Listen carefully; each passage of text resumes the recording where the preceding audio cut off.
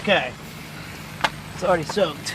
Right. This is my book that when my grandmother passed away, this was given to me. It's Views of Merthyr Tydfil, Volume 3.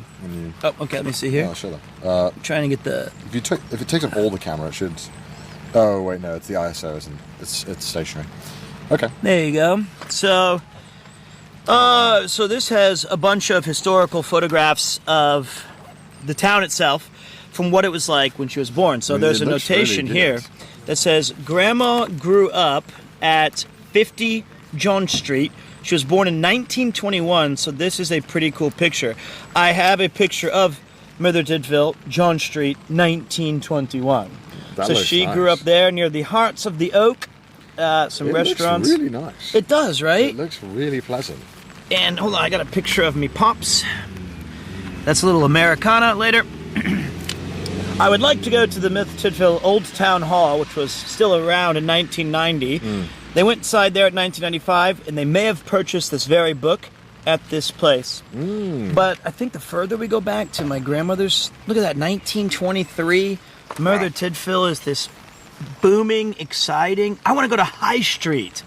That's where there was probably... That's where the Tennessee Fried Chicken was, I think. Oh, yeah, we just drove through it. That was High Street? Yeah, it's kind of declined. But back here, it has... It looks really good 100 years ago. They have Boots. That's your medical place, isn't it? That's been around for 100 years? That's like the youngest British business. Wow. And then you have... I can't pronounce this. What is this? The Cloudwell... Well, I don't know if I can say that. Fagwell. Okay. What'd you call me? Then we have the Drumhead Service in Pindarren Park. So this was, by my estimation, a well-to-do town. Wait, that's the Catholic Church. By your estimation. Yeah, I mean, this looks like... Any town compared to a Missouri town looks well-to-do. Lloyd's Bank Limited, 1924. We just passed a Lloyd's Bank. It might have been the same one. Unbelievable. Oh, it was the same one.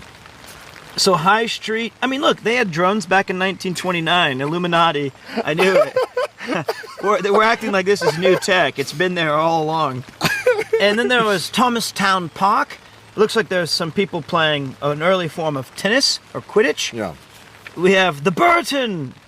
Oh, it's a palace of fashion. I probably wouldn't be allowed there. Yeah. So all of these places to me are amazing. Then here's what I know about Grandma Betty, though. Okay.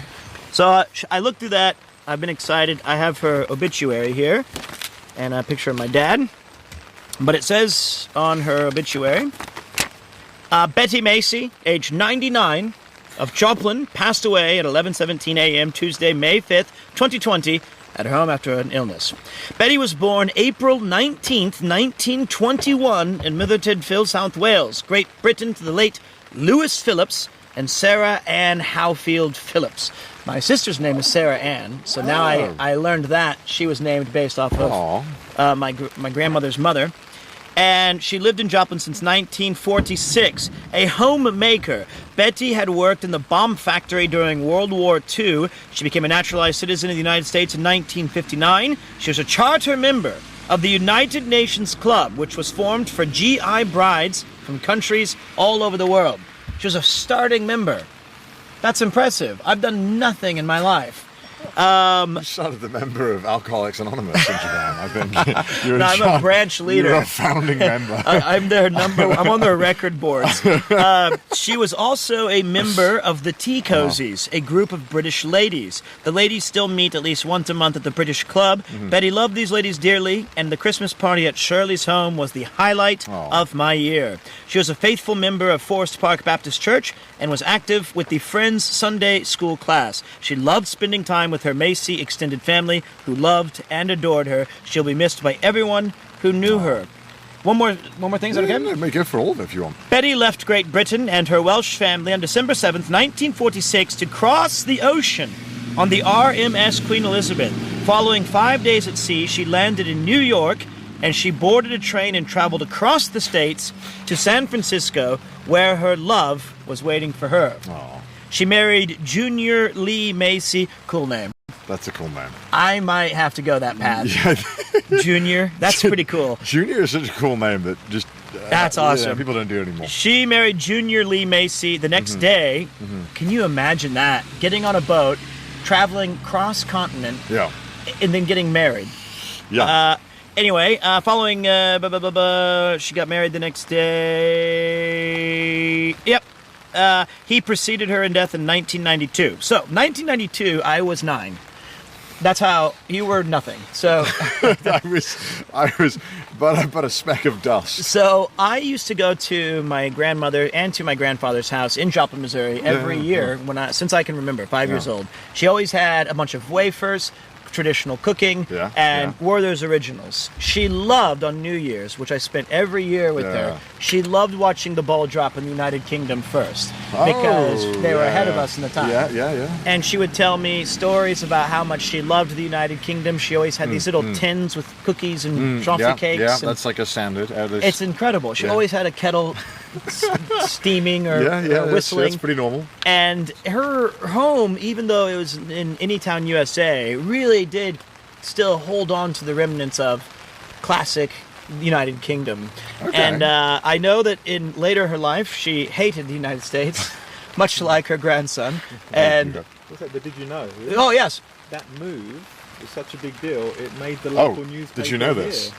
Made the local newspaper? Yeah, so there's a couple of newspaper clippings we dug up. Oh my God! Here is one of them. She's in the local paper? Yeah, so this is when she moved. This was one of the newspaper clippings about Betty. Wow, it says, Merthyr bride in San Francisco. It made the news. On December 17th at the City Hall, San Francisco, USA, the wedding took place of Mr. and Mrs. J.L. Macy, Miss Betty Phillips' only daughter. Oh, the only daughter of Mr. and Mrs. L. Phillips. They still lived at John Street, even in 1946. Miss Macy, who is 25 years of age, received her education at Georgetown Senior Girls' School and was formerly employed at Messrs. Lyons Brothers, Old Farther. What the hell is that? That's here. That's here? Yeah. This manor? Yeah, that's part of it. Well, yeah. What? Yeah. So I do own part of it. No. Well, The pay stubs indicate. This is like you saying you own a portion of my first class flight. You help build it. You don't. Well, wait. They were engaged in 1944. Her husband returned to America some time ago, and he is now demobilized. Are they talking about me, or? Or is it demoralized? Like he's not in the military. He's not. Doing active duty. Right, I think. Before her departure to join him, I don't know. You can't read that. Betty received many presents from her relatives, friends, and neighbors. Also, a gift from her fellow employees, the Lyons Brothers. She sailed on the Queen Elizabeth from Southampton. Oh, I would have thought it was Liverpool. So it's Southampton. On board, she became friendly with a girl from Somerset who was going to Virginia, and she also met a girl from Swansea who was going to Chicago. Oh, gosh. Oh, dear. Trouble brewed already. I was going to make a joke I shouldn't say. Disembarking at New York, she then went on to San Francisco where her husband met her. They were a quiet one, and the honeymoon was spent in Santa Rosa, California. Mr. and Mrs. Junior Lee Macy now live at Geyserville, which is about 7 miles outside of San Francisco. I didn't know that. I didn't know I had family in California. So, yeah. We can show the viewers as well, the newspaper. I will, sorry. Of course. Her husband is now employed at the Lamson Garage, California. Now, he later opened up his own auto industry, which I have the giant patch of. That's cool. Yeah, it's a really cool logo. It's a big fat head, and I was like, okay. In her letters home, Betty says that she has settled down to her new life and is very happy in her new surroundings. She wishes to be remembered to all, and thanks to everyone for their past kindness, and particularly to Mr. and Mrs. Oscar Williams, where she was employed prior to her factory employment. What a kind woman. She had a thoughtfulness to thank her employers, like I always thank you. I always send special thanks to Connor and his family for employing me on twitch.com/ Look at that. Isn't that incredible? This is actually a Kindle, though, not a newspaper, just in case we don't have the original clipping. I'm getting soaked. Oh, sorry. That's all right. Okay, so, she was beautiful. She was so young. I just can't imagine throwing... There's also one more. There's two one more. newspaper There's more articles. newspaper clippings. This person found everything. Was this after my grandfather was demoralized or whatever it was? Yes. It's about the accruing debt you actually need to pay back. The Macy family has left, this town in dire straits. Generational debt is not a meme, it's a reality. Oh, here we go. Yeah, another one of your GI Brides Express link with home. Mrs. J.L. Macy. She's even holding up a paper. Or it's a wanted sign, or it's like a mugshot. Regularly, we have presented photographs of the Merthyr Express spanning the thousands of miles between the town and its absent natives, many of whom are domiciled in the far corners of the world. But this week, for the first time, we'd look in on Mother G.I. Bride, Miss Junior Lee Macy, only daughter, okay, we know that part. Betty met her motor mechanic husband at Merthyr during the war, and they were engaged in 1944. They were married at San Francisco after Betty had immigrated in the Queen Elizabeth. You know, that is home. Betty, who is now the mother of 3 fine children. The lies begin in earnest. My father was called Fine. I find that very hard to believe. 2 boys and a girl, says she has settled down splendidly in the United States, though she often thinks of this old town, and the weekly arrival of the Merthyr Express is always keenly awaited. That's fascinating. So they sent the local newspaper weekly to wherever she was at in the United States. That must have been like a missing home, right? There's no way to have internet or learn about it, so probably getting the local newspaper is probably really fun. 'Cause you probably have that one neighbor you didn't like, and you're like, oh, fucking Tim's back at it again.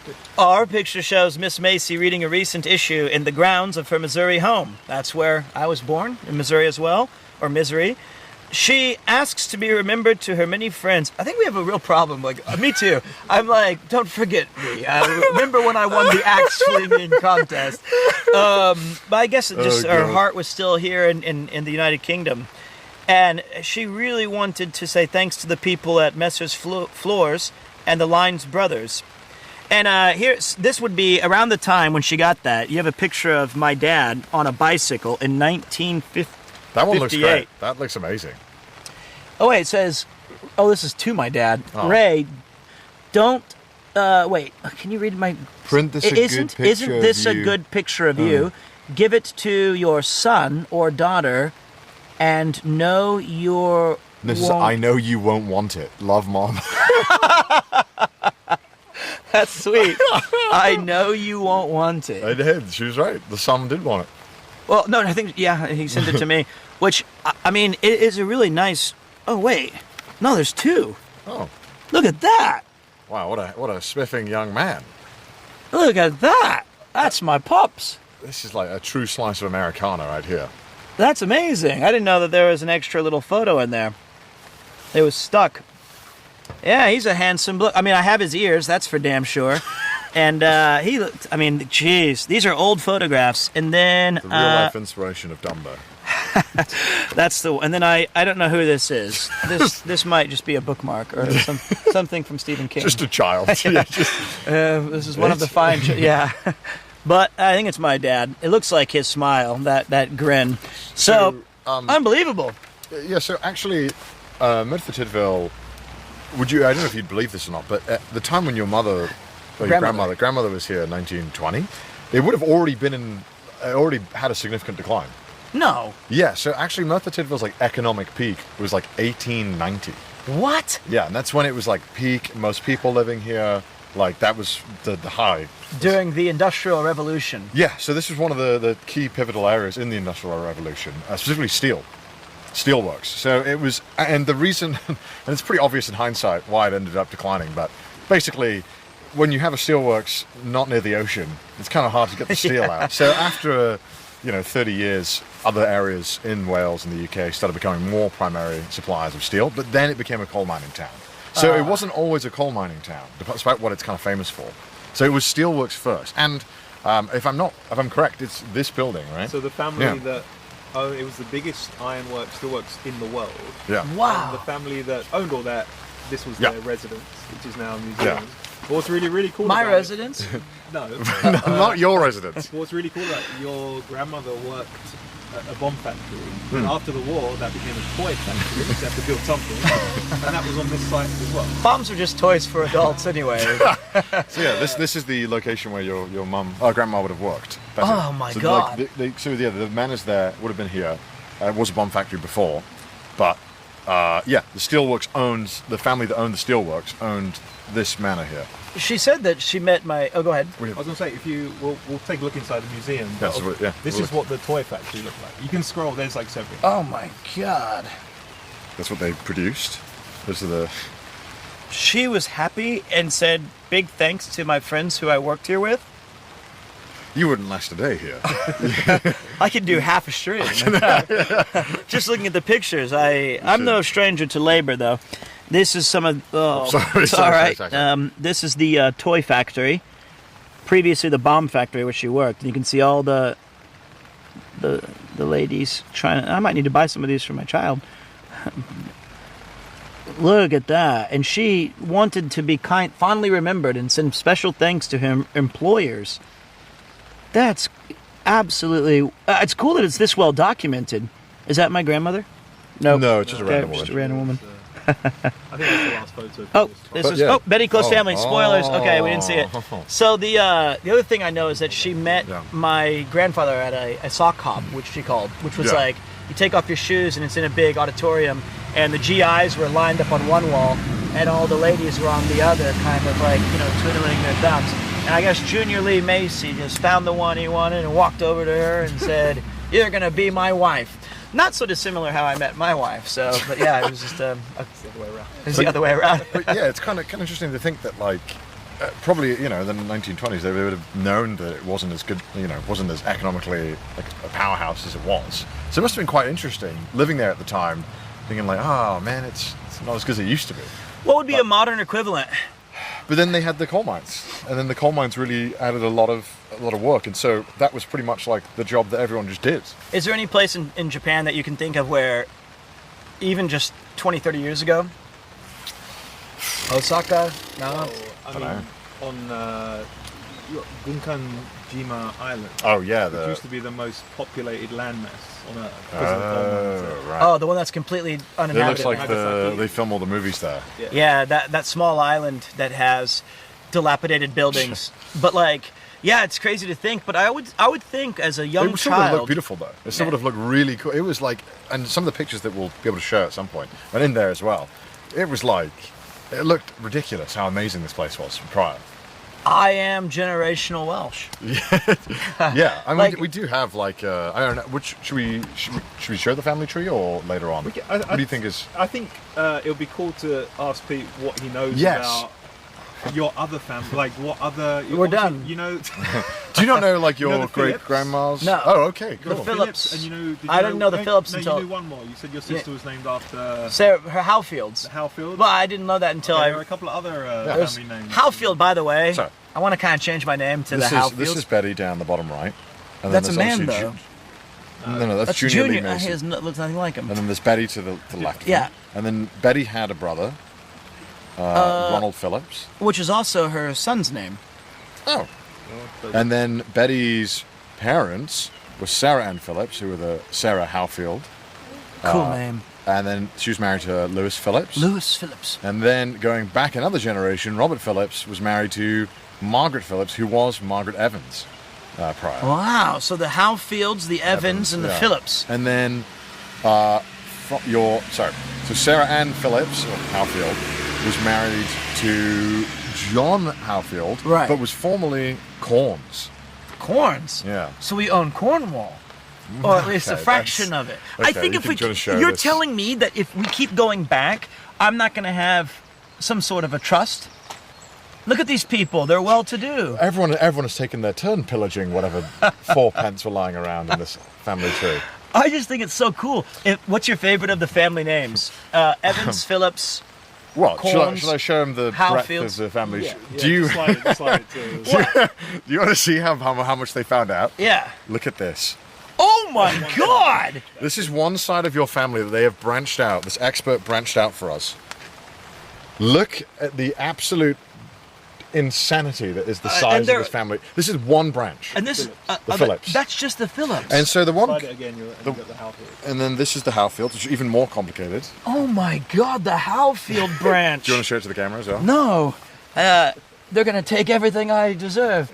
So one interesting thing on that family tree and what they've provided is these family trees go back to the 1700s. My God. So we know everything about your entire lineage to the 1700s. Does it tell you Which is older than America. America. Yeah. So, and the good thing is that if you actually zoom in on some of these people, they will tell you what the job was. What they used to do. Really? Yeah. So if we, for example, All right, let me think. If I had to guess, if I was being honest, outside of royalty, Yeah. I would say something criminal, a stagecoach driver, a circus performer, blue collar, miner. I think it was a life of limited education, but honest hard work. Average life expectancy, 22. No. That's what I feel. We weren't bankers. Probably not very far. I mean, there's such a variety of jobs that they all did. Most of them were blue collar. Like, That's right. Nearly all of them. These in Betty's immediate family, you Oh. these three. Okay, so in Betty's immediate family, Okay, let me hear it. Lewis Phillips, Betty's father, He was worked as a coal miner, specifically in the Castle Pit at Tydfil. Tydfil. I don't know. Yeah, so that was Very close to it, it's gone. yeah. Gone?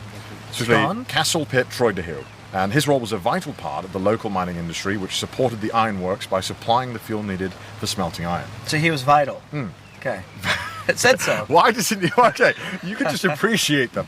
I am. I'm just making sure. And Betty's mother, Sarah Yeah. Ann Howfield, came from a family that worked in the ironworks. Her father, John Howfield, worked as a railway plate layer in the ironworks, and many other family members were involved in the iron and coal industry.